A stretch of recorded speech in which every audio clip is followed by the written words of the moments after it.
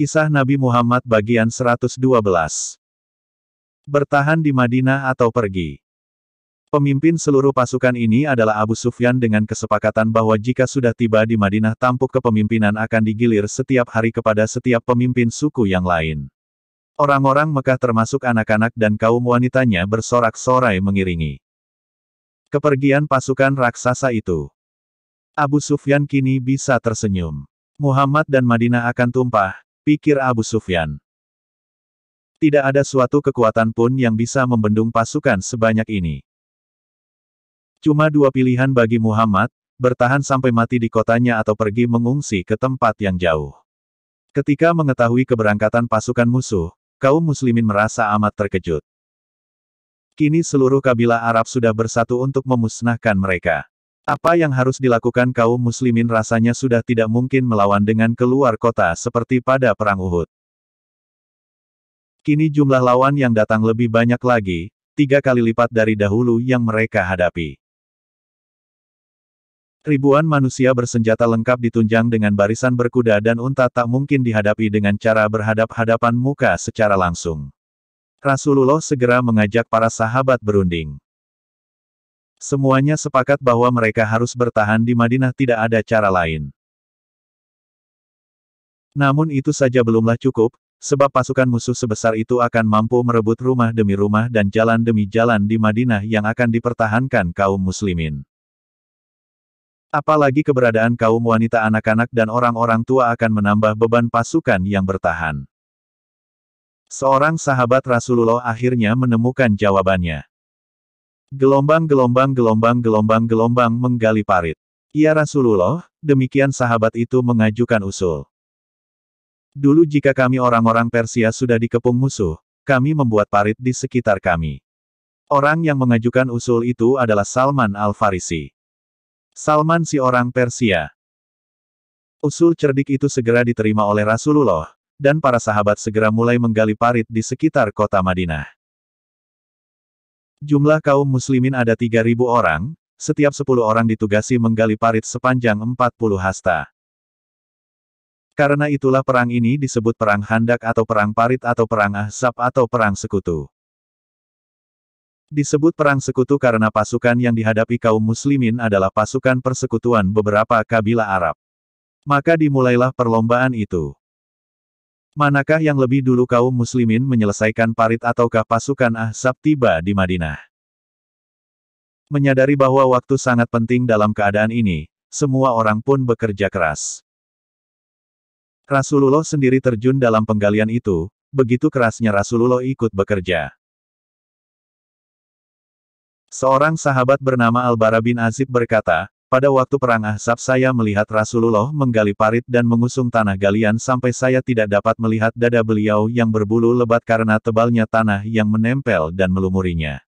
Kaum Muhajirin dan Ansor bekerja sambil melantunkan syair penuh semangat. Kami adalah orang-orang yang telah berbayat kepada Muhammad untuk setia kepada Islam selama kami masih hidup. Ucapan ini dijawab oleh Rasulullah. Ya Allah, sesungguhnya tiada kebaikan kecuali kebaikan akhirat, maka berkatilah kaum Ansor dan Muhajirin. Tiba-tiba di suatu bagian, galian tertunda karena ada sebuah batu besar yang begitu kuat dan tak bisa dipisahkan oleh para sahabat. Mereka pun melapor, Rasulullah, sebuah batu menghambat kelancaran kami dalam penggalian parit. Biarkan aku yang turun, sabda Rasulullah. Beliau pun turun dan menghancurkan batu sambil mengucapkan Bismillah. Batu yang keras itu pun hancur seperti pasir. Pada saat itu Allah memberi Rasulullah penglihatan tentang masa depan kaum muslimin. Gelombang roti dan kurma. Setelah pukulan pertama Rasulullah bersabda, Allahu Akbar, aku diberi kunci-kunci Syam. Demi Allah aku benar-benar bisa melihat istana-istana yang bercat merah saat ini. Setelah itu, beliau menghantam untuk kali keduanya batu keras yang tersisa sampai sebagiannya hancur menjadi pasir. Saat itu, Rasulullah bersabda, Allahu Akbar, aku diberi tanah Persia, demi Allah saat ini aku bisa melihat istana Madain yang bercat putih. Bismillah. Sambil mengucapkan itu Rasulullah menghantam sisa terakhir batu itu sampai hancur menjadi pasir. Beliau pun bersabda, Allahu Akbar. Aku diberi kunci-kunci Yaman. Demi Allah dari tempatku ini aku bisa melihat pintu-pintu gerbang sana. Di kemudian hari, setelah Rasulullah wafat semua negeri yang beliau sebut itu takluk dalam pelukan Islam. Saat menggali Rasulullah mengganjal perut beliau dengan 2 buah batu untuk menahan lapar. Para sahabat yang lain pun melakukan hal yang sama. Melihat ini Jabir bin Abdullah meminta izin kepada Rasulullah untuk pulang sebentar. Sampai di rumah Jabar bertanya kepada istrinya, "Aku tidak akan membiarkan Rasulullah kelaparan. Apakah kamu mempunyai sesuatu?" "Ya, aku punya gandum dan seekor anak kambing." Kemudian Jabir memasak daging kambing dalam periuk dan memasukkan tepung gandum ke dalam pembakaran roti. Setelah itu ia menemui Rasulullah dan berkata, "Ya Rasulullah, aku ada sedikit makanan. Datanglah engkau bersama seorang atau 2 orang sahabatmu." Rasulullah bertanya, "Berapa banyakkah makanan itu?" Jabir menyebutkan jumlah makanannya yang sedikit itu. Rasulullah bersabda, "Itu cukup banyak dan baik. Katakanlah kepada istrimu jangan diangkat masakan itu dari atas tungku dan jangan mengeluarkan roti dari bahan bakarnya, sebelum aku datang ke sana." Kemudian Rasulullah memanggil para sahabat Ansar dan Muhajirin. "Wahai para penggali parit, mari kita datang, sesungguhnya Jabir memasak makanan besar." Mendengar itu, Jabir sampai mengangakan mulut.